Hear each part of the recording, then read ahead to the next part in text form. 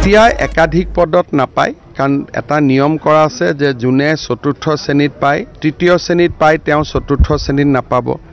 যোনে ওপৰৰ স্কেলটোত পায় তেওঁ তলৰ পজিশনটোত নাপাব গতিকে এইবাৰ যাতে তেনেকুৱা ধৰণৰ ডাবল ক্যান্ডিডেট নহয় তাৰ বাবে এইবাৰ বহুতখিনি ব্যৱস্থা গ্ৰহণ কৰা হৈছে এইবাৰ ক্যান্ডিডেট লাভ হয় নহলে 1-1.5 ল'ৰা ছোৱালীয়ে ডাবল পায় লাষ্টত কোনোবাই যদি ডাবল পায় আমি আৰু এটা চিন্তা কৰি আছো যে একেটা পোষ্টত দুটা হলে লটাৰী দি এটা কৰি দিম বহি নিৰীক্ষণটো কম্পিউটাৰেদি কৰিব কিন্তু যেতিয়া বহি নিৰীক্ষণ হ'ব তেতিয়া অসমৰ 6 জন বা 7 জন শিক্ষাবিদ এক্সটাৰ্নেল ইভালুৱেটৰ হিচাপে তাত উপস্থিত থাকিব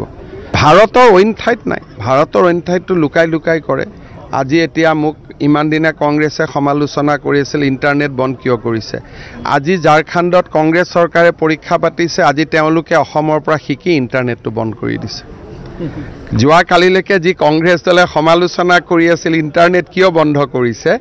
আজি ঝাৰখণ্ডত কংগ্ৰেছ চৰকাৰে অসমৰ পৰা শিকি পৰীক্ষা হৈ থকা সময়ছোৱাত ইন্টাৰনেট বন্ধ কৰিছে তাৰমানে অসমে আজি দেশক ৰাস্তা দেখুৱাই আছে